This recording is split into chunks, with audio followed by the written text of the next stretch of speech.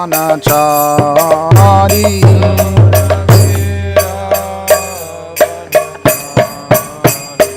Jaya Radha Madhava Kunja Bihari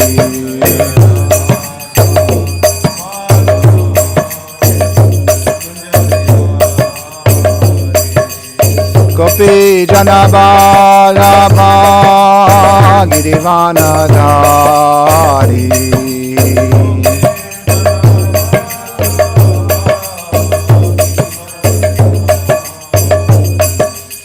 Gopi Janabala Girivanadari.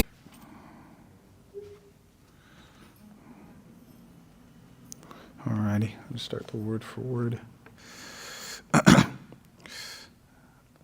Bhojamanasya Rishibhihi Atmanaha Tat that's a tricky one. Jigrikshataha Karnau Cha Nirabhidyetam Dishaha Shrotram Guna Graha. Oh, you gotta like calibrate it? Maybe I should just try it, huh? And then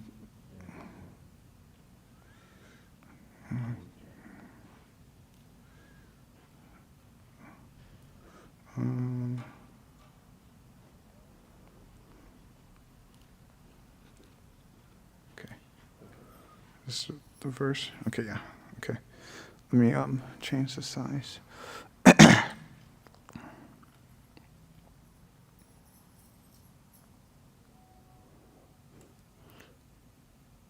Is that good, or does it need to be bigger? That was good. Bigger? Okay.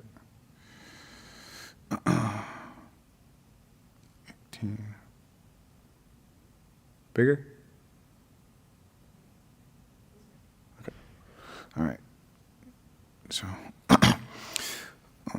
Bhojamanasya Rishibhihi. Bodhyamanasya Rishibhihi. Sorry. Atmanastaj jigrikshata. Atmanastha jigrikshataha. Karnau cha nirabhidyetam. Karnau cha nirabhidyetam. Disha shrotram gunagraha. Disha shrotram gunagraha. Bhojamanasya rishibhir. Bodhyamanasya Rishibhir. Atmanastaj jigrikshataha. Atmanastha jigrikshataha. Karnau cha nirabhidyetam. Karnau cha nirabhidyetam. Disha shrotram gunagraha. Disha shrotram gunagraha. Bhojamanasya rishibhir. Bodhyamanasya Rishibhir. Atmanastaj jigrikshataha. Atmanastha jigrikshataha. Karnau cha nirabhidyetam. Disha shrotram gunagraha. Shrotram gunagraha. Okay. Bodhyamanasya Rishibhir. Bhojamanasya rishibhir. Atmanastha jigrikshataha. Karnau cha nirabhidyetam. Disha shrotram gunagraha. Okay. Mataji's. Bodhyamanasya Rishibhir. Atmanastha jigrikshataha. Karnau cha nirabhidyetam. Disha shrotram gunagraha. Bodhyamanasya Rishibhir. Atmanastha jigrikshataha. Karnau cha nirabhidyetam. Disha shrotram gunagraha. All right. So word for word translation. Bhojamanasya. Bodhyamanasya. Desiring to understand. Desiring to understand. Rishibhihi. Rishibhihi. By the authorities. By the authorities. Atmanaha. Atmanaha. Of the Supreme Being. Of the Supreme Being. Tat. Tat. That. That. Jigrikshataha, Jigrikshataha, when he desired to take up. when he desired to take up. Karnao, Karnao, the ears. the ears. Cha, Cha, also. also. Nirbidyetam, Hidyetam, became manifested. became manifest. Dishaha, Dishaha, the direction or the god of air. the direction or the god of air. Shrotram, Shrotram, the power of hearing. power of hearing. Gunagraha, Gunagraha, and the objects of hearing. and the objects of hearing. Okay, translation purport by His Divine Grace. A.C. Bhaktivedanta Swami Srila Prabhupada Ki. Jai Prabhupada. By development of the desire of the great sages to know, the ears, the power of hearing, the controlling deity of hearing, and the objects of hearing became manifested. The great sages desired to hear about the self. As stated in the Bhagavad Gita, by advancement of knowledge, one should try to know about the Supreme Lord, the summum bonum of everything. Knowledge does not mean knowledge only of the laws of nature or physical knowledge, which are working by the direction of the Lord. The scientists are eager to hear about the physical laws working in material nature. They are eager to hear through the medium of radio and television about things taking place far away from them on other planets. But they should know, and I lost my spot. But they should know that the power of hearing and the instruments for hearing were given to them by the Lord for hearing about the self, or about the Lord. Unfortunately, the power of hearing is misused in hearing the vibrations of mundane affairs. The great sages were interested in hearing about the Lord through Vedic knowledge and nothing more. This is the beginning of oral reception of knowledge. Om Gana Tamananda Shaganan Janjana Shalakaya Chakshoran Vanitam Yena Tashmai Shri Guruve Namaha Shri Chaitanya Manobishtam Stapitam Yena Bhutale Swayam Rupa Kadamayam Dadatu Swapadantikam Vandeham Shri Guru Shukta Padakamanam Shri Guru Vaishnavam Shra Shri Rupam Sagrajatam Sahagana Raganavtamitam Tam Sajivam Savadvaitam Savadutam Parijana Saritam Krishna Chaitanya Devam Shri Radha Krishna Padam Sahagana Lalitam Shri Vishakam Mitam Shcha Nama Om Vishnu Padaya Krishna Pashtaya Bhutale Shrimate Bhakti Vikas Swamadita Namane Nama Om Vishnu Padaya Krishna Pashtaya Bhutale Shrimate Bhakti Vedanta Swamaditi Namane Namaste Saraswati Devi Gauravani Pracharine Nivishesha Sunivani Pashtyasthardas Tarnine Jai Shri Krishna Chaitanya Prabhu Nityananda Shri Advaita Karara Shivasali Gaura Bhaktavinda Hare Krishna Krishna Krishna Hare Hare Hare Rama Rama Rama Hare Hare.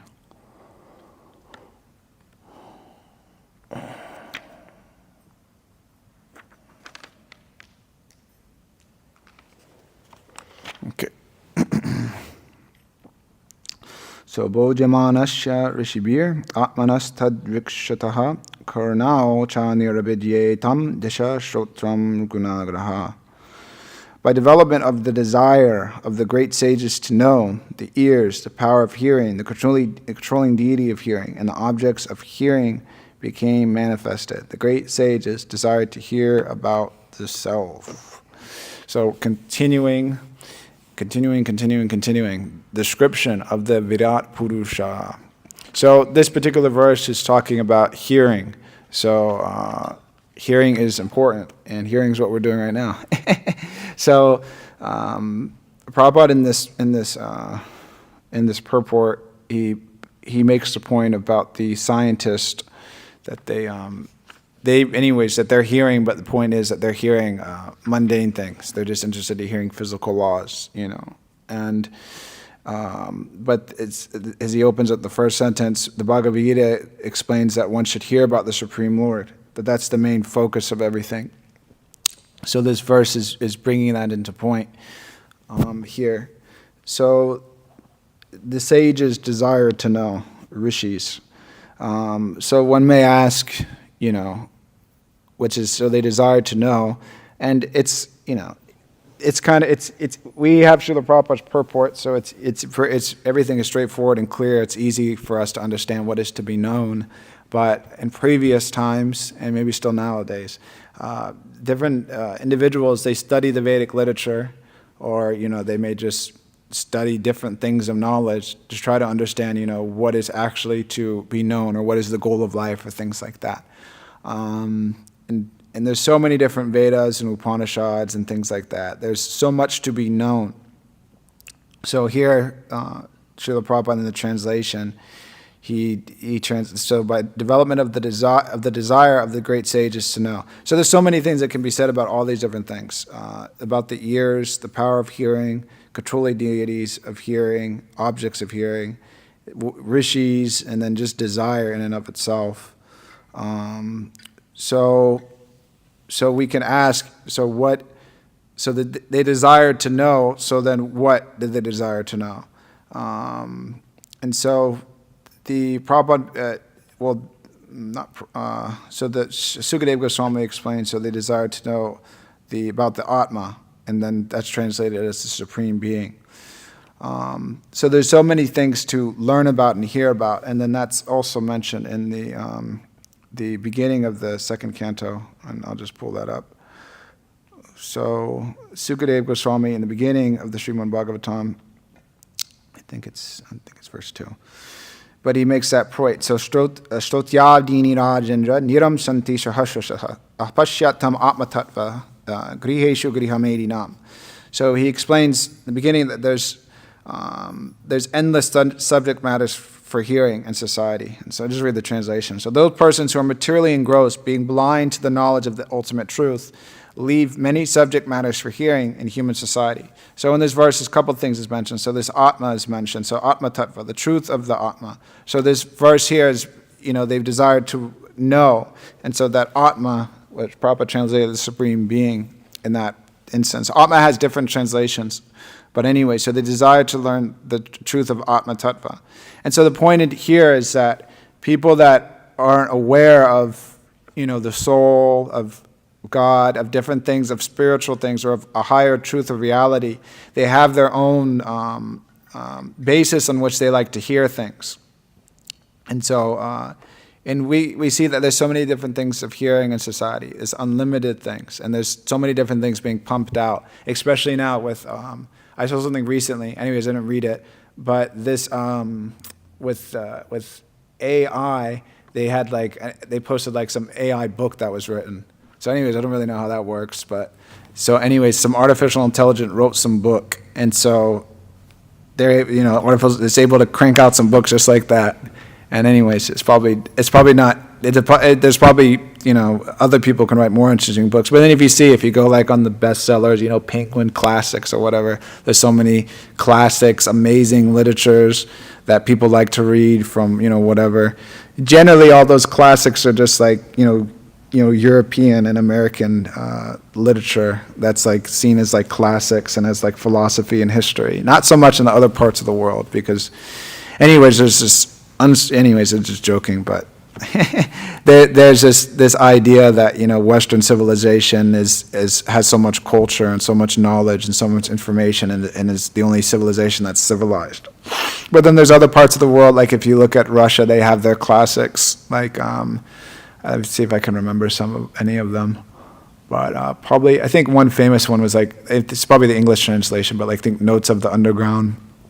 And then they have their famous authors. I'm trying to think of someone. Then there's another, Brothers Karamazov or something like that. Anyways, it's just Russians have their famous literatures and things like that. There's a joke growing up that one of my teachers used to say, because if you look at Russian books, they're huge. They're probably about the size of Bhagavatam. So one of my teachers made the joke that Russians' books are so big because of their winters. Because their winters are so harsh and so long that you can't do anything except sit inside and read a book for most of the year. So anyways, so different parts of the world, they have their classics and things like that. And so different people read that. But then nowadays, people don't really read books. So then that translates, and then there's unlimited different content being uploaded on YouTube in which for people to watch, and cartoons and things like that. And then there's the news also. There's so many different things on the news. And then too, if you get with the news, there's local news, what's happening in Atlanta, and then what's happening in the county, and this county, that county, and then the state, and then, then there's news that comes up in this state and that state, and then the country, and then other countries, international news.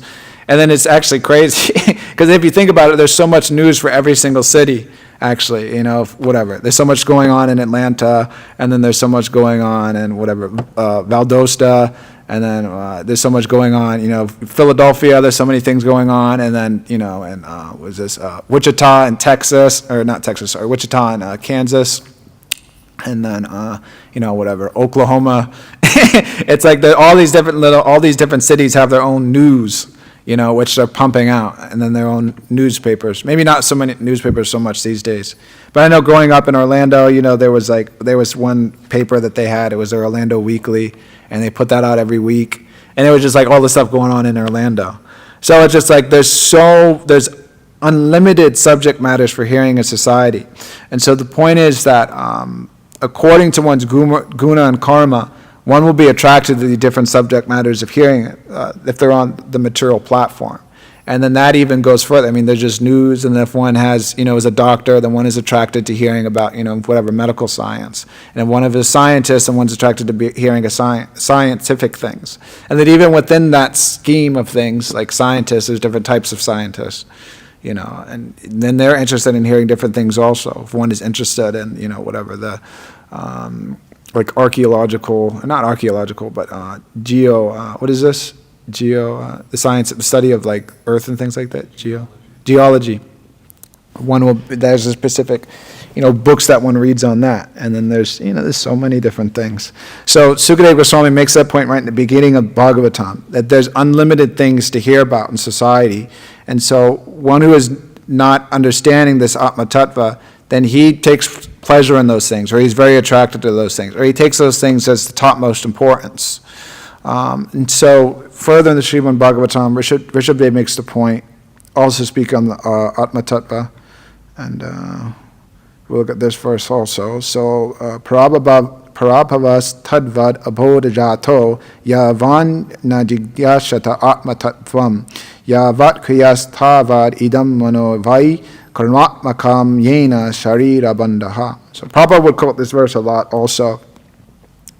So the translation is, as long as one does not inquire about the values of spiritual values of life, one is defeated and subjected to miseries arising from ignorance. Be it sinful or pious, karma has its result in actions. If a person is engaged in any kind of karma, his mind is called karmatmaka, colored with fruit of activity. As long as the mind is impure, consciousness is unclear, and as long as one is absorbed in fruit of activity, he has to accept the material body. So there's a lot of points being mentioned in here, but specifically this first line, that as long as one does not inquire about the spiritual values of life, one is defeated and subject to miseries arising from ignorance. And so this is specifically this yavan jignasata atma tattvam. So one is not inquiring into atma tattva, the truth of the self. And so it may be, so then the different rishis, they may want to know, what is the self, as we're discussing in this verse here. Wanting to know what is the self. So Prabhupada mentioned, so the power of hearing. So hearing is actually very important. And that's being mentioned in this verse also. So I'll pull up another verse. But so hearing is essential because it's one of it's the sense by which we can become liberated, actually, simply by hearing. And hearing can also wake us up from the sleeping condition of being, enamored by the material energy. It's by hearing, we get a proper perspective of reality, actually. We can see things, but then we see, the way that we see things, we see them through how we understand, through the intellect, actually, at least on the material platform. For instance, like if, it happens, like if we see, like if we're trained up, or maybe not trained up, but maybe if we grew up in the city and we see somebody, then we may think like, oh, that person, or the person's acting weird, we may think that individual is up to something, some criminal behavior or something, or whatever, that person's acting sketchy, like that. But if we grew up more in a simple environment, he may not realize it so much, or just think, well, maybe that person's just normal, or whatever the situation is. So what we hear and what we associate with the modes of material nature in our life, they shape how we perceive the world. And the Prabhupada would also quote from the Vedas. I don't remember where from exactly, but he would say, Atmavan manyate jagat, that one sees the world from like the perspective of himself. And so like that. And then so anyway, so, one may be trained up as a thief, so then he's always, when he looks at something, he thinks that, oh, this would be, whatever. Somebody's a thief, they walk into a museum and they think, this was a good museum, I can steal from here, there's not so much security or whatever, that's like that. Someone else goes into the same museum and they think, oh, such wonderful, artwork or things like that. Another person walks in, they don't care about art or any of these things, and they're just whatever. So the knowledge or the conditioning that one has, that affects the way that one views the world. So hearing is very important, because by hearing, we can change our perception of reality, and ultimately by hearing, we can come to the platform of Krishna consciousness. Also, if one is sleeping, especially if one is in deep slumber, the easiest way to wake someone up is to call out that person's name, and then that person wakes up. But sometimes we may call the person's name and they may not really superficially wake up. So, but by hearing, that's the sense that is most important, actually. So this particular verse here, so this Atma Tattvam Vishuddhyartam Yad Ahad Bhagavan Ritam Brahmane Darshayan Rupam Avyaklika Ratadritaha. So the translation is, O King, the personality of Godhead, being very much pleased with Lord Brahma because of his non-deceptive penance in Bhakti Yoga, presented his eternal and transcendental form before Brahma, and that is the objective goal for purifying the conditioned soul. So Prabhupada in this purport, he explains what Atma Tattva is. So I'll just read through that. And so Atma Tattva is the science of both God and the living entity. Both the Supreme Lord and the living entity are known as Atma. The Supreme Lord is called Paramatma, and the living entity is called the Atma, the Brahma or the Jiva. Both the Paramatma and the Jivatma being transcendental to the material energy, are called Atma. So Sukadeva Goswami explains this verse with the aim of purifying the truth of both the Paramatma and the Jivatma. Generally, people have many wrong conceptions about both of them. The wrong conception of the Jivatma is to identify the material body with the pure soul. And the wrong conception of the Paramatma is to think of him on an equal level with the living entity.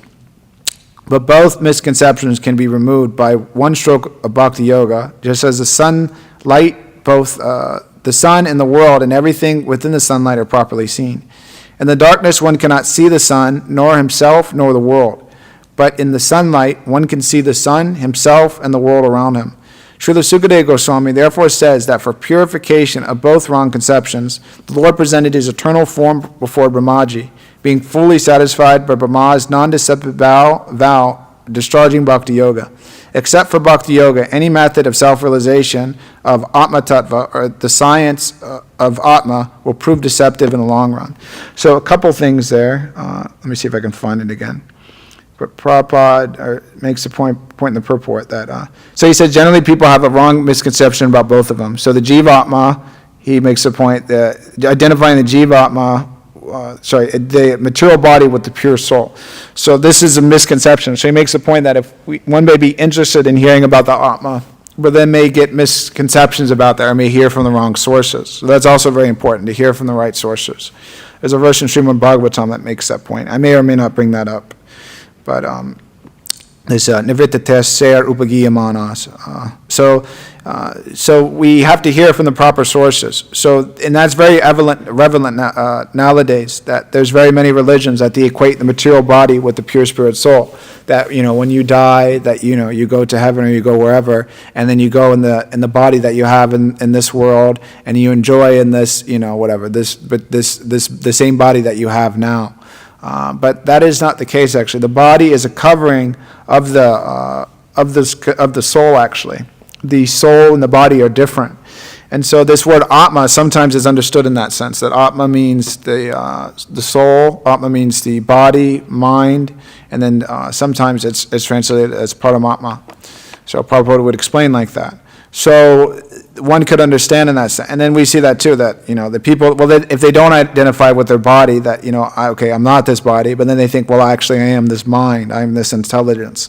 So the nature of the soul is far away. Because if one is considering himself to be material body, then so many problems ensue with that. Because then what happens after the destruction of the body? And then some philosophies state, well, then when the body dies, that's it, everything's finished. And this is the conclusion of Buddhism and also of atheistic scientists, that the death of the body means the death of the self. So we have to understand properly of what actually is a self, and that's explained very clearly, that the self, or who we actually are Nityasiddha Krishna Das. We're eternal servants of Krishna, that we're the spirit soul inside the body. We're not the body. Prabhupada would explain very simply that we don't, we say my hand, my head, my leg, but we don't say I am my, whatever, I hand or I head. So there's that ownership is the due to the soul, understanding that the soul is owning the body, that the soul is not the body. So the other misconception also, that one may become a little bit advanced in knowledge and be able to perceive the Supreme Personality of Godhead within his heart and with other things. But then due to also faulty knowledge, or just not being trained up properly, one thinks, well, that is me. Whatever, I'm the, God is in my heart, and, we are one, we are the same thing. But that is also a faulty misconception. The Supreme Living Entity in no way, no shape, form ever becomes equal in all respects to the Supreme Personality of Godhead. The living entity is always in a superior position as far as tattva goes. So it's important to understand that. So Prabhupada, he ends that purport, just to emphasize it again. But any method of realization of Atma Tattva, or the science of Atma, will prove deceptive in the long run. Because there may be, for some time, there may be some knowledge that's there actually. One may, understand, this, whatever, that one should accept a guru, and one should hear from the guru, and one should serve sadhus and things like that. But if one is holding on to this conception that, well, actually the self is my body, then in the long run, he'll be cheated from himself, because he'll place so much emphasis on his body. Like we see this past time with Bali Maharaj and Sukaracharya. The Sukaracharya was placing so much emphasis on the body. He was saying, making the point that if you surrender to Vishnu, then, how will you maintain yourself? Because you'll give him everything. And he also, too, he makes the point, actually, I could maybe pull it up, but I'm not 100% sure. But he makes the point that, anyways, I don't want to waste time looking for it, but I'm paraphrasing, but he makes the point that, the body is to be used for sacrifice, Om Tat Sat, and if the body is finished or is not maintained for properly, then one can't engage in spiritual, duties, so therefore, the body is most important. But it's not correct, actually. The body is important as long as it's engaged in devotional service. But if we're citing that, that we can't, we can't surrender to Vishnu, because if we surrender to Vishnu, then that'll inconvenience our body, then that's a misconception. So we can see like this in the long run. So he had some spiritual knowledge, some things were there, he had some Shakti.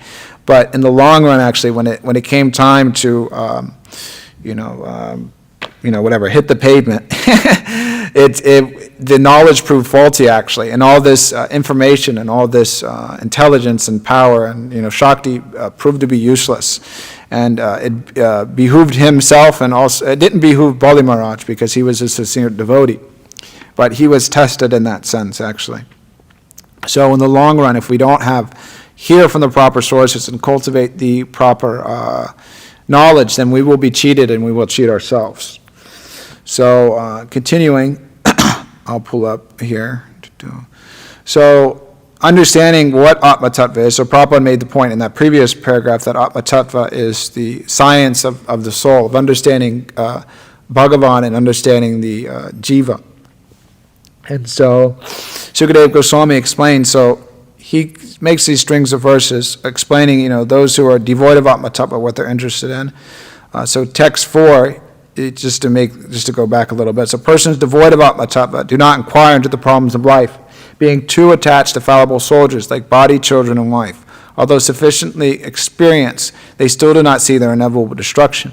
So then, so after that, he makes the point. So this tasmat, so that's tasmat bharata sarvatma bhagavan ishvaro hari shrotavya kirtavasyascha smartasya cheta tabhayam.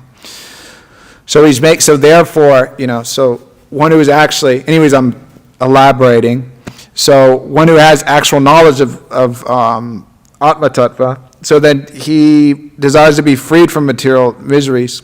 And so as a result, he glorifies, he remembers, and he engages his life in the personality of Godhead. And he probably makes it who is the super soul, the controller and the savior of all miseries.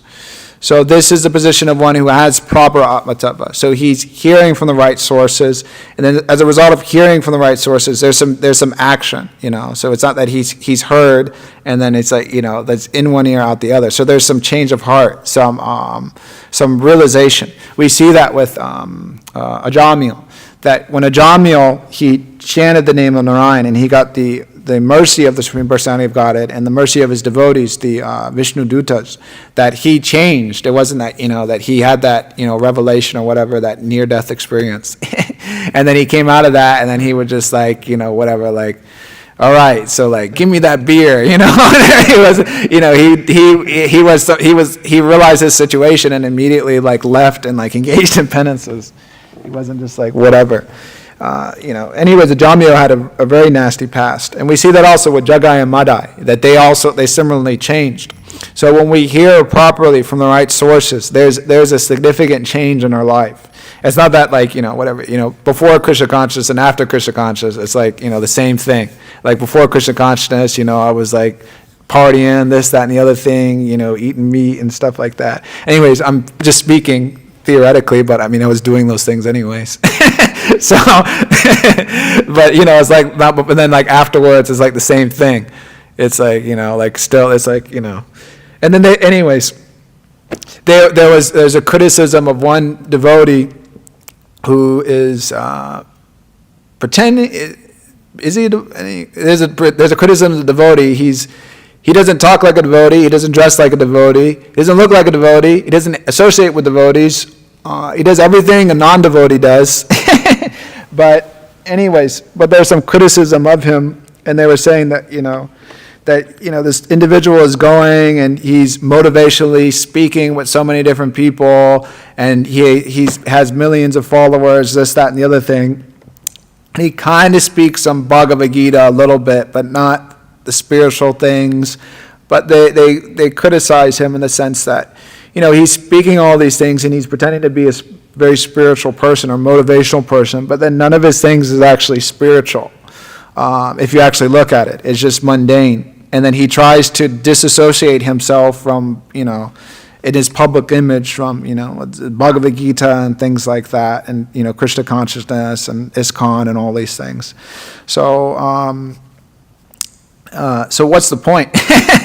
So if we get our potency from the Supreme Personality of Godhead, from the Guru, from the Shastra. If we connect to that, then we're able to speak properly. We're able to make a change of heart in individuals. If we don't connect people to that, and then we just connect them to, I don't know what, but just if we tell people that, see, I don't know because I don't read those things. But if we tell people, I guess, just you be vegetarian and treat people nice and be kind and always smile and see the good side of things and be grateful and, speak nicely to your mother and your father. And, if someone needs help across the street, help them across the street. And, every now and then, you do a random act of kindness. You can give somebody $20. It doesn't just have to be a homeless person, and compliment people and this and that. But what about Krishna? What does that have to do with spirituality? It has nothing to do with spirituality because it's not spiritual, it's material. So those who are devoid of Atma Tattva, they speak these things and they encourage people in this way. And then as we read in the previous verse, 555, I can pull that up again here. But is, be it sinful or pious, karma has a result in action. So that's karma activity, and as a result of that, one will have to accept another material body. But we see from our acharyas, like Sukadev Goswami and Srila Prabhupada, and other great devotees, like Bhakti Vikas Maharaj, who follow and preach this pure message of the Srimad Bhagavatam, that they explain and they preach the absolute truth. So there's no misconceptions. Because there's actually a famous story in one of the Puranas about different individuals going to Lord Brahman, asking him, what is the Atma? So I think it was Virochan and Indra. So they went to Lord Brahman and asked, what is the Atma? So Virochana is a big demon. And Indra is obviously, we all know who Indra is. He's the king of the heavens. He's a devotee. So they began to ask Lord Brahma about what is Atma. And so Brahma began to explain that Atma is the body. And so he gave some explanation like that. And so Virochana heard that and he was satisfied. And so he said, okay, great. The Atma is the body, the self. So the demons are very much interested in Atma Tattva, in that sense, in the body, in enjoying the body and of drinking liquor and of, conquering territory and, like this and having sex. Demons are very much fond of, material sense gratification. So he heard that the Atma is a self, and then he left. And then Indra, he was, I may be forgetting all the details of the story, but he wasn't so satisfied with that answer, and he asked Brahma, okay, what is the Atma is the body, is there anything more to it? And then Brahma began to further elucidate that, that's one basis of the truth, but then there's more to it. So then he began to explain to him more about what the Atma is.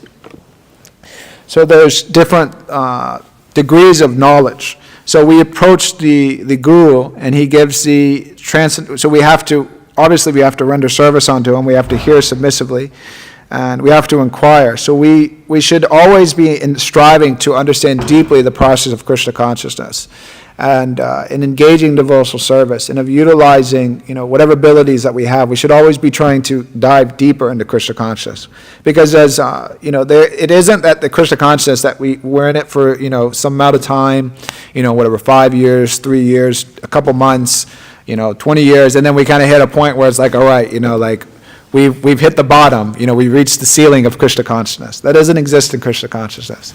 Krishna consciousness is anandam vudi bhartanam. It's an ocean of ever-increasing bliss.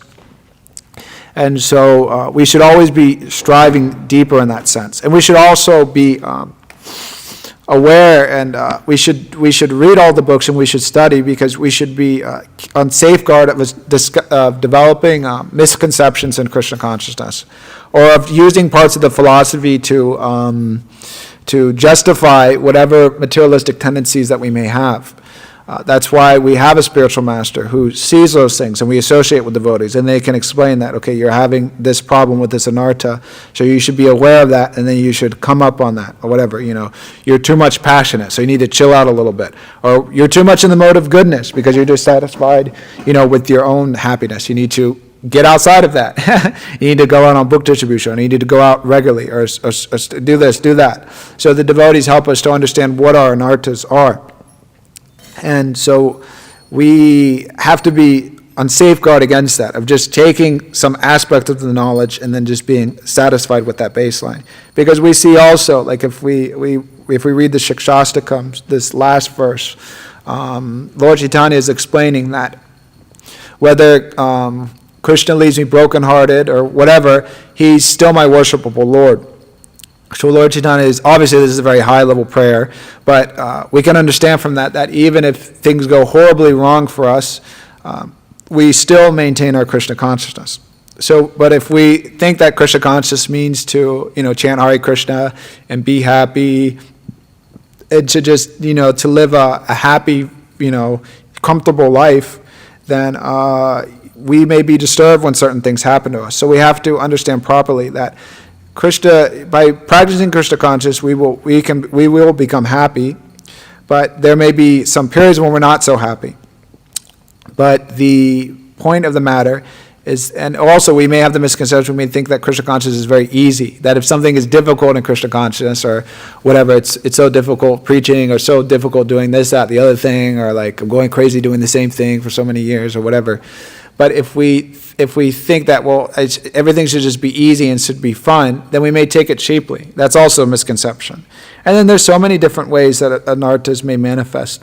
We may not like to hear certain things in Krishna consciousness because they make us uncomfortable or whatever it is, or we may not like certain parts of Bhagavatam.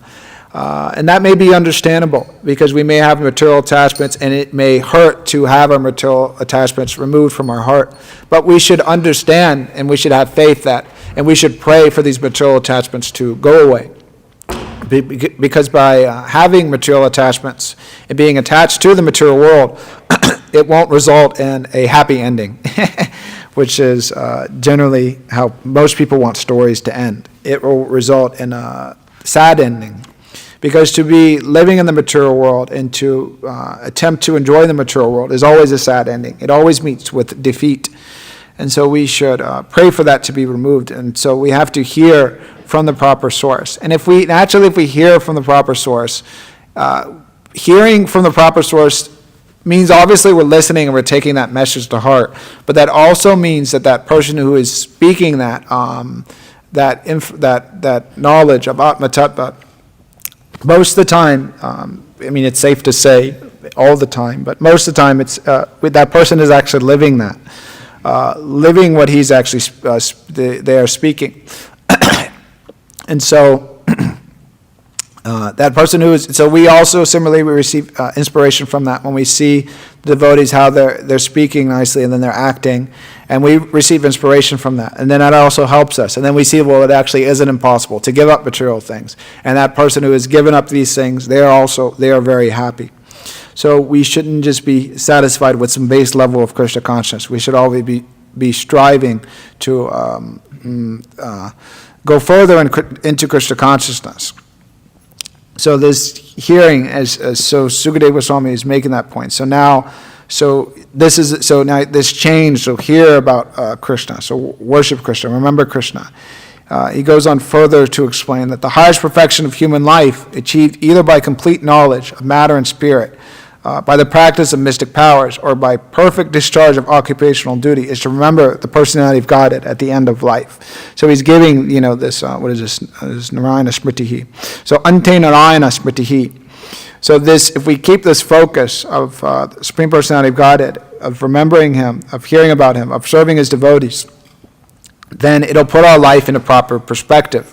And then everything that we do as a result of that will be headed towards the proper direction. So just a little bit, this is famous verses from the first chapter of Bhagavatam, where they talk about the process of hearing. I'll just read some of them. So we hear the proper knowledge, that makes a change, and then these verses similarly make that point. So reading from this. So Sri Krishna, the personality of Godhead, who is the Paramatma, supersoul in everyone's heart, and the benefactor of the truthful devotee, cleanses desire for material enjoyment from the heart of the devotee who has developed the urge to hear his messages, which are in themselves virtuous when properly heard and chanted. By regular attendance in classes in the Bhagavatam, and by rendering of service to the pure devotee, all that is troublesome to the heart is almost completely destroyed, and loving service unto the personality of Godhead, who is praised with transcendental songs, is established as an irrevocable fact. As long as irrevocable loving service is established in the heart, the effects of nature's modes of passion and ignorance, such as lust, desire, and hankering, disappear from the heart. Then the devotee is established in goodness, and he becomes completely happy.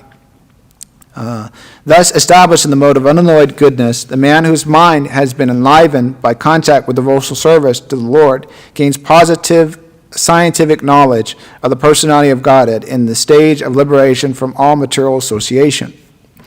And thus the knot in the heart is pierced, and all misgivings are cut to pieces. The chain of fruitive actions is terminated when one sees the self as master.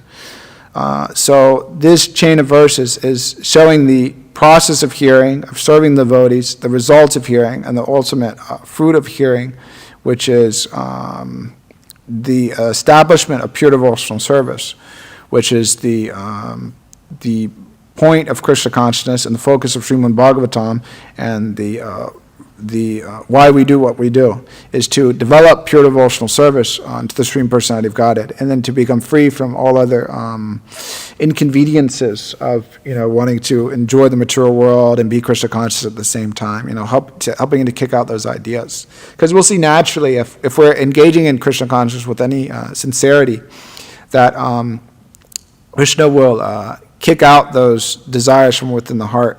There's also a verse here too. Let me see if I can remember it. And it makes this point. If not, I could pull it up in WhatsApp. But I think it's 15:23. Let me see if I remember that. Oh no, this is not it at all. Let me just see here.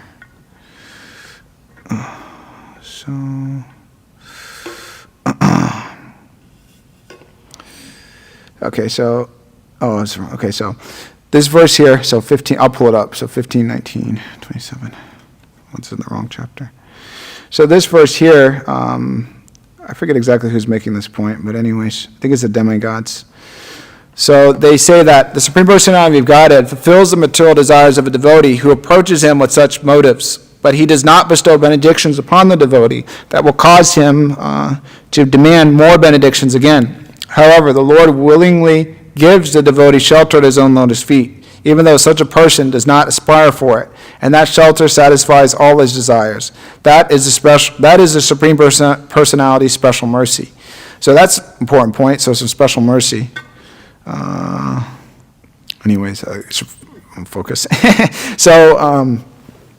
So the Supreme Personality of God is special mercy, isn't that, we come to him and we pray to God, and then, just by praying and worshiping God, I won the lottery. Thank the Lord. Won the, whatever, I don't know what the lottery, the Powerball or whatever. I don't know if it's different in different states, but, I won $300 million. There's actually a story, anyways, without getting so much into that. Some guy won the lottery, and he won, I think, like $300 million, and then his life fell apart. And it was like so many crazy things started happening to him. I think his kids died, and his wife divorced him, and then he was just blowing like hundreds of thousands of dollars just at the strip club, and people were breaking into his car regularly, and then he was just anyways, it's a sad story, but he's like, winning the lottery was like the worst thing that ever happened to me. And he just suffered like anything. So then we may think that, if God give me this, give me that, then I'll be happy, I remember as a kid, sometimes in my life, when I couldn't materially get my junk together, then I would pray to God, for different things, whatever. Stupid material things as a kid. It's actually pretty whatever. Praying for material things. I don't really want to get into all of that. But I'd really deeply pray to God for something, and then I would get it, and then I'd be thank you, God, and then just immediately forget. Anyways, I was praying to God for some video games, and then I got it, and I was wow, that works. And then immediately just forget. And then anyways, I didn't even think about God, whatever. Sometimes, go to church, and there'd be some God would enter in my conscious for a little bit, and then oh yeah, and then forget, and then then it took a midlife crisis and a calamity, and my whole life fell apart, and then I was all right. Okay, who's God again? So anyways, that's not God's mercy that, I wanted something, so therefore I got this material thing that I wanted. And we see, sometimes too, we go and we pick up this milk at the farm, and there's a whole prayer book, God remove my cancer, God let this person win the election, and Bhaktisiddhanta Saraswati Thakur would make that point that, I may be saying it wrong, but that people approach God just for fuel for their fire of sense gratification. So that's not, God isn't just some order supplier, give me this, give me that. So, but the Srimad Bhagavatam says that the special mercy is that he may or may not give something, but if he does give something, he'll give something to the devotee in such a way that okay, the devotee will be finished with it. That, okay, whatever, I wanted this particular thing, I wanted that, I really want this car. So then, whatever, Krishna may help and it may be, I'll tell the story actually. I think I've told this story before.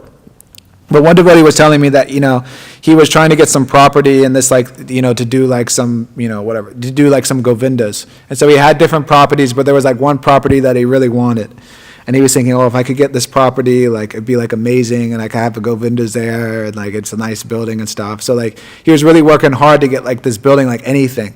And he was it was such a struggle to get all the money together, and it was so expensive to maintain that and everything, but he was thinking I got to get this building, And so anyways, he was trying and trying and trying. And so what happened was the day of or something, to get the building, everything fell apart. And I don't forget exactly how it fell apart, but just everything fell through.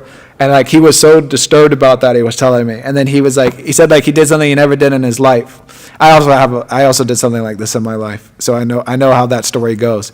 But he prayed to Krishna, and he was I really want this building, and if you could please give it to me, that. And he was praying in the mood that like I know, Krishna, it doesn't seem like you want me to have it, but I want it.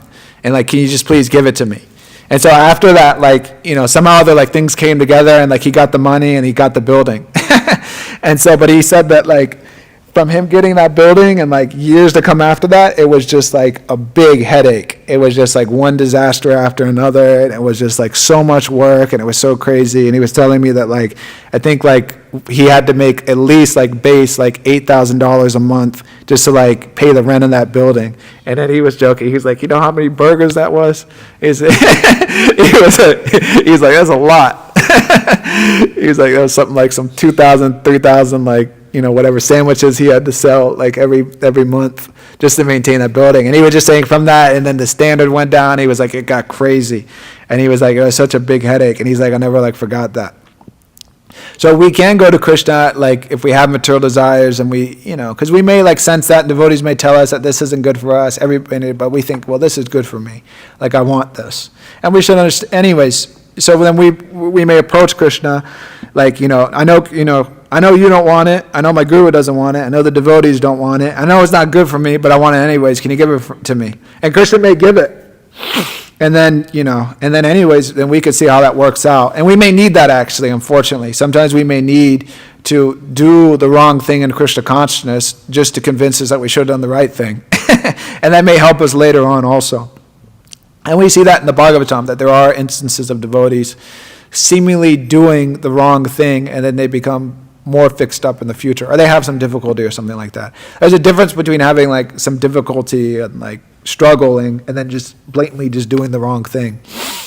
There's also too, Dhruva Maharaj makes the point, because there's that famous prayer, what's this? I think, Stana Vilasi Tapasisito, Tvam Praptevam Pram Devam Munindraguyam Kacham Vichivam Abhidivyaratnam Swamin Katarpos Smin Veram Neyache. So Dhruva Maharaj makes the point that he was doing all these different austerities pretty much for like, you know, materially motivated. And so anyways, so he makes the point that he was doing all these different things, but he got the darshan of the Supreme Personality of Godhead. So what he was searching after for just like little broken pieces of glass. But he's obtained this Divyaratnam, the transcendental jewel. So anyways, so his conclusion was, I don't want that anymore. But Supreme Personality of Godhead was merciful to him, and he gave him the kingdom, you know, greater than, he fulfilled his material desires. And actually he was ashamed by that. And he was very disheartened. And so he had to remain in the material world actually. And though, you know, that was the arrangement of the Supreme Personality of Godhead in order to teach us. But he remained in the material world, and he ruled and like that, and his desire was fulfilled, and he got revenge on his stepmother. All these different things happened. So we can learn from the Srimad Bhagavatam. It's not just stories that we're just hearing it and it, you know, whatever, that's there. But we should internalize that and see how that is in our life. If we're really wanting something materially, then okay, we should understand what the result of that will be. Because Prabhupada makes a point in one point in the purport with that whole Dhruva Maharaj Leela. Anyways, I could pull it up, but I just say it verbatim. It's probably in Canto 4, Chapter 9 or 8. But he makes the point that if we approach the Supreme Personality of Godhead for material things, then we'll lament just like Dhruva Maharaj. And so, anyways, we may need to experience that. I experienced that very much so. And sometimes it goes on for years. It's not just like one thing, like, oh, you know, I was a little materially motivated, so like I approached this person out on Sankirtan, and then they just like cussed me out. But it may be for years and years, you know, just being in a difficult circumstance that we, you know, whatever, we made the wrong choice or something like that. So we should be patient in Krishna consciousness. We should be patient. We should be level-headed. We should have the association of devotees, and we should take their advice. And if we can't take their advice, then we should chant Hare Krishna, so maybe we can clear our head and eventually take their advice. But we should understand. Anyways, Krishna consciousness is going to be difficult, whether we go, you know, this way or that way, whether we follow the orders of the spiritual master. It may be difficult. Maybe more difficult if we follow the orders of the spiritual master, because if we don't follow the spiritual master's order, then we can sleep in and do this, that, and the other thing. And, you know, there's so many different nice ice creams that we can eat at the ice cream shop or whatever. But we'll be inconvenienced in another way in the material world. So we should understand that point also. So we hear properly, and then these desires are removed from the heart. And so Krishna will give his mercy, and so he may give something that, okay, like we get that and then we don't want it anymore. So we won't keep like asking him, whatever, like, give me a raise, Krishna, give me a raise, or whatever. There's so many different things you can pray for Krishna that are not pure devotional service. So his special mercy is that he takes that tendency away. So by hearing these things, we can internalize them, and we can make proper advancement in Krishna consciousness. So hearing is very important. So continuing, so I'll pull up another verse here about hearing. So I think this is the last verse of the 10th canto of Srimad Bhagavatam. Yeah. So this is a nice verse, actually. Just read the translation here. So by regularly hearing, chanting, and meditating on the beautiful topics of Lord Mukunda, with ever-increasing sincerity, a mortal being will attain the divine kingdom of the Lord, where the inviolable power of death holds no sway. For this purpose, many persons, including great kings, abandoned their mundane homes and took to the forest. So by regularly hearing, chanting, meditating on the topics of Krishna, we can go back home, back to Godhead. So that's the goal. So that's what we're trying to go back to the spiritual world. We're trying to associate with devotees. This is the process, the path of hearing. Not that by hearing and chanting that we learn how to, manipulate the material world in a better way, or function in the material world in a better way. Or like one devotee used to not tell me, but used to tell so many of us that you be in the ashram for a little bit of time, you get a good basis, and then you can go out into the material world and be successful. That was like one of the main preaching lines. So it's like, what? you come to Krishna consciousness just to go out. So that's like, then we get back to the same thing. It's just this mundane motivational speaking.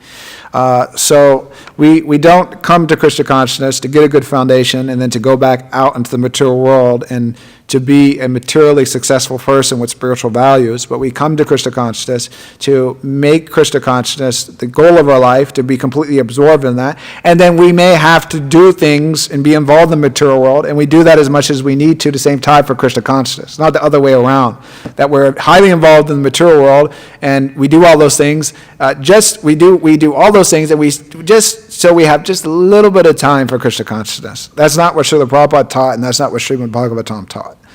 This is mundane influence, and it's a misconception onto what Krishna consciousness is actually about. So we may have different duties and we may have different things to do, but it's not that we become overly, just like for instance, whatever. Like someone may have a job, just like my mother was telling me the other day. And so she's working her job, and then somebody left, so then she took up that person's work and hours and stuff, so she got a lot of extra hours and things like that.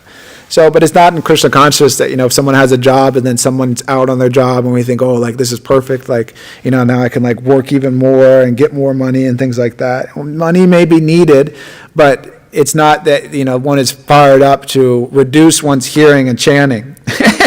If we're getting fired up to reduce our activities in Krishna consciousness, it means something's wrong. Let me reduce my chanting and hearing and all these things and get more involved in the material world. So that is an indication that something's on the wrong track. So, but we're trying to be absorbed in Krishna consciousness and interact with this world as much as needed. That is the proper understanding. And if we go back to this verse here of the day, just pull that up. So the Prabhupada opens up this, I think it's 22. Yeah. So Prabhupada opens up this purport by stating, as stated in the Bhagavad Gita, by advancement of knowledge, one should try to know about the Supreme Lord, the sunam bodham of everything. So and then if we go back and look at the verse, we see that. So the desire of the great sage is to know, so that knowing means to understand the Supreme Personality of God, the actual self, of understanding who Bhagavan is, and then what the Atma actually is, the Jivatma, and the relationship between those two, the activities that constitute that, and the ultimate goal of life. That this is actual project of hearing, or the process of hearing. This is the point of that. And so that may take many lifetimes to do that. Bahunam jamanamante gyanivan prapadyante. And so when you look at things, there's so many different verses of Srimad Bhagavatam, and there's so many different things in the Vedas, and so many different things in the material, so many different things to know. But if we narrow it down, then we can see that actually what's important is, which Srila Prabhupada is stressing in this purport, that the knowledge, the perfection of knowledge isn't just to know, physical laws and natures and all these different things, whatever. There's so many different laws of science and all these different things. But the essence and the main point which one should focus on, what is important is actually what is taught in the Bhagavad Gita, what is taught in the Srimad Bhagavatam, what is spoken by the Guru and the Sadhus. And so we should hear that, and what is this? Guru Mukha Padma Vakya Chitete Koriya Aikya Ana Koriya Mane Asha. So we should hear that message and make that message one with our heart. We should become absorbed in that. And so by becoming absorbed in the Vani of the Supreme Personality of Godhead and of the spiritual master and of the sadhus, that changes our consciousness, and then that changes so many different things. So this is the process of hearing, and this is the great sages, the rishis. We follow in their footsteps, and so we can receive inspiration from them to hear. And so we hear from the Bhagavad Gita, we hear from Srimad Bhagavatam in that sense, and we hear from bona fide sources. So I'll read one more sloka here, and then we can open up for any questions or comments. So you may want to grab this, I think that box over there, and then get this thing and turn it on in case there's any questions. So I quoted this verse in the beginning of class, but I'll just end on this one. Huh? No, just that thing. So for the live.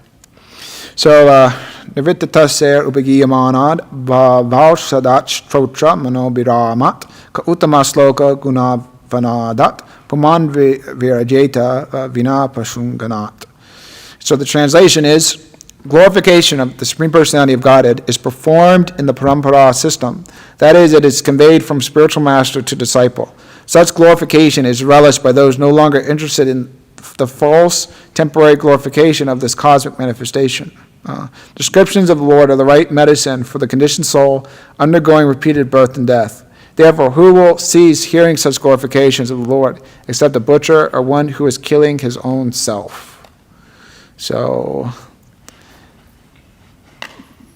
Krishna Katha is the proper medicine for us in the proper line of disciplic succession. So, Hare Krishna. Is there any questions or comments about anything? We can do that now.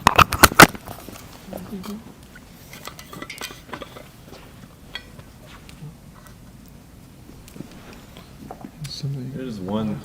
Anyway, I remember. I'm trying to figure out this verse that Mahotsa Prabhu quotes a lot.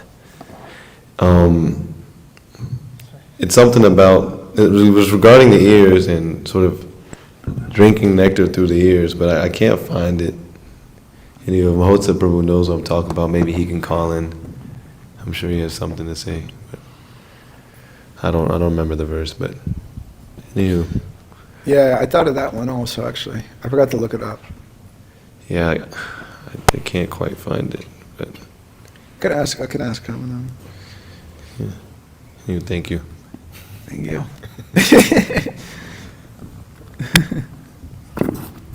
You mentioned, or you might have read this quote about that the devotee does not aspire for shelter under the lotus feet of the Lord.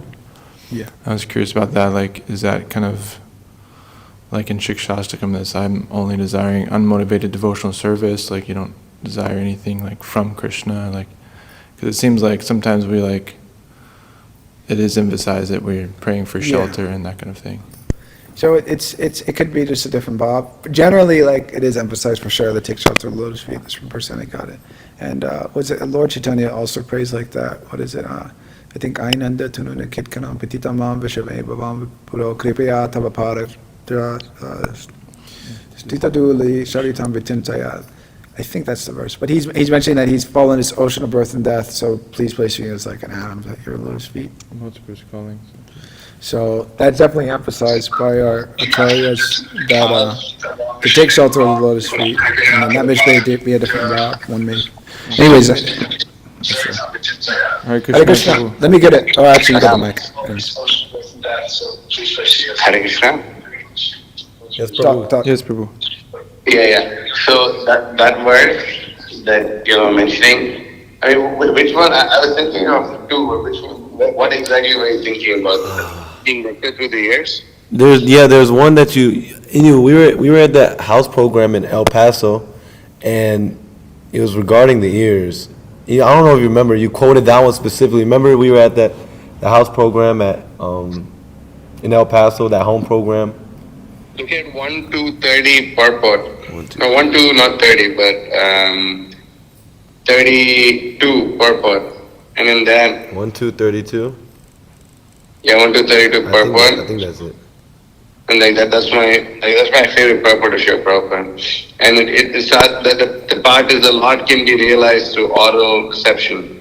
Yeah, that's the one. What? Yeah, I think so, yeah. 1 to 32 purport. 1, 2. And then that's the entire purport. Over here, Shiva Prabhupada speaks about the only difference between an animal and a human is a human being can hear properly, whereas an animal cannot. I think there's another one though. Is there another one? Yeah, I'll tell you 1 minute.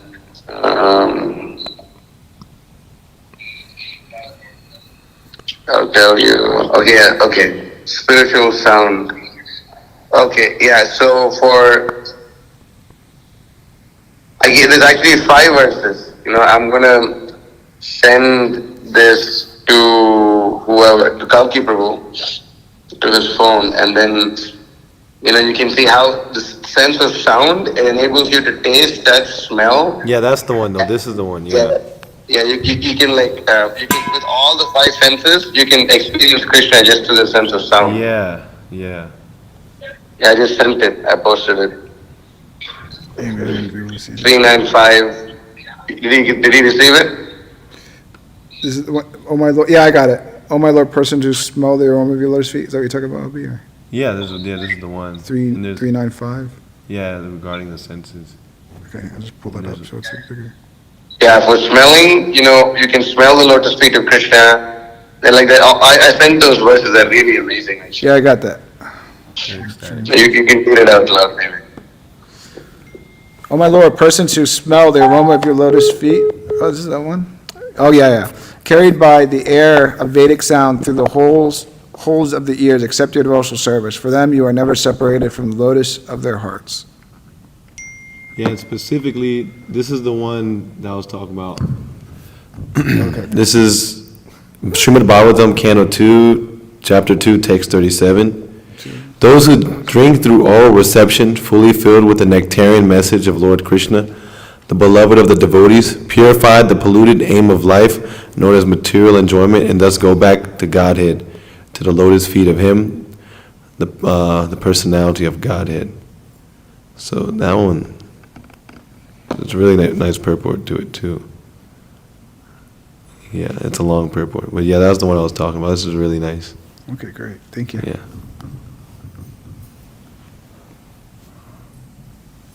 All right. Anything from the Madhajis? Yes, Madhaji.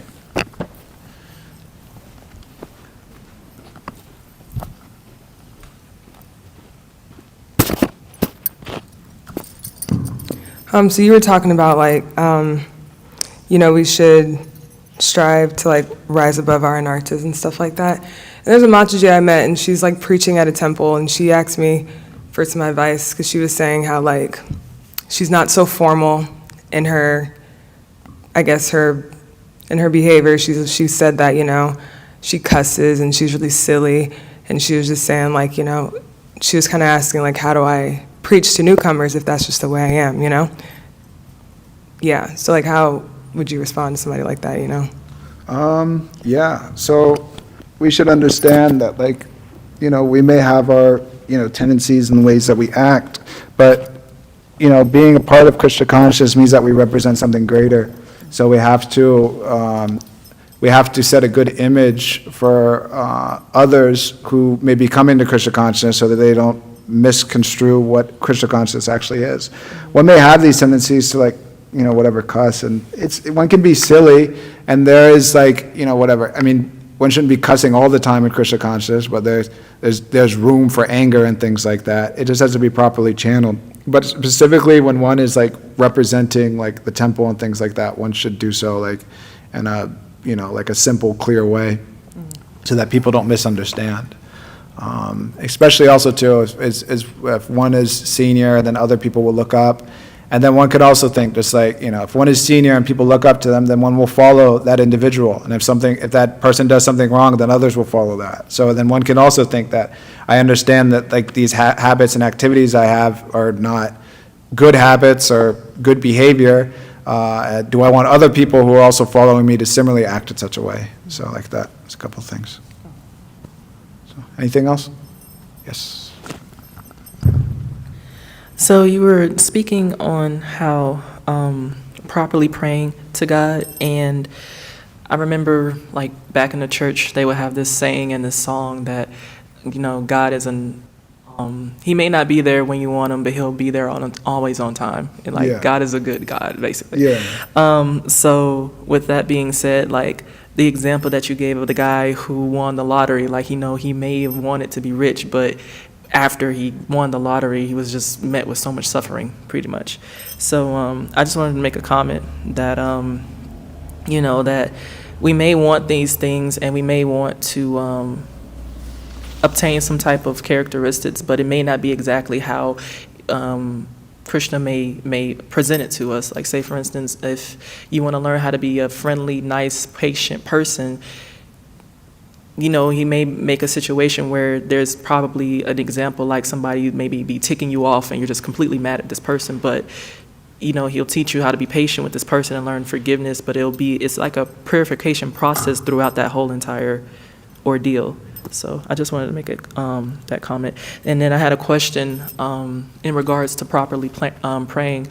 Other than chanting, because of course that's praying and we chant every single day, but when it comes to the devotional service, say for instance if we're cooking something for the devotees, we of course want the prasadam to be palatable, so the devotees can relish in the prasadam. Or even for me, when I decorate the altar, I give a prayer like I want to just decorate nicely so Krishna looks nicely, but then it's just like I don't know if that's my desire or if that's Krishna's desire. So my question is like, how should we properly pray to Krishna when executing devotional service? Yeah, so I mean it's simple. So the thing is that so the spiritual master, by his mercy, he's engaging us in the service of Krishna. And so there's a lot of instructions that come with that. But the main thing is that service should be, there's different descriptions given, so that service should be haitaki apratiyata. So it should be unmotivated and uninterrupted, and it also, it's explained by Rupa Goswami, what is this? Anyabhilasita sunyam gyana karman dhyanavitam anukunyena krishnanu silanam bhakti uchite. So our acharyas explain that, so devotional service is performed unmotivated and uninterrupted, and it also is performed without desire for anything, without jnana, karma, all these different mental speculation, all these things like that. So when we execute Krishna consciousness, we're doing so under the guidance of the spiritual master and the devotees for their pleasure, and ultimately to please Krishna and the devotees by that endeavor. So if we execute Krishna consciousness in a sincere and pure way, then naturally everybody will be satisfied and pleased with that. And obviously, like when we're not like just it's just God and I don't care about the devotees. So we serve Krishna to the best of our abilities, and we want to make sure that the devotees are satisfied. Just like whatever, we may offer some flour and it smells disgusting or something, or whatever, some fruit, and then nobody likes it, but then we say, well, I offered it to Krishna with like so much devotion, or whatever. It may be there, but then the devotees also, the devotee, we should understand that devotees are devotees of Krishna, and they understand what pleases him and what doesn't please him. So if all the devotees are angry with us, then Krishna's probably angry with us in that sense. There might be some deficiency in our execution of devotional service. And so that may be spoken in that way. But naturally, if we're serving Krishna with full sincerity, devotees will be pleased. If we're serving devotees like that, if it's everything is in proper line, everything goes together. Guru, Krishna, and the sadhus. So, and the center is obviously Krishna. The guru points towards Krishna and focuses on Krishna, but then the disciple focuses on serving Krishna under the guidance of his spiritual master as a servant of his spiritual master. So anyways, there's some intricacies there, but anyways, it's kind of like a couple things as far as that goes. So, anything else? Okay. Srimad Bhagavatam ki. Srila Prabhupada ki.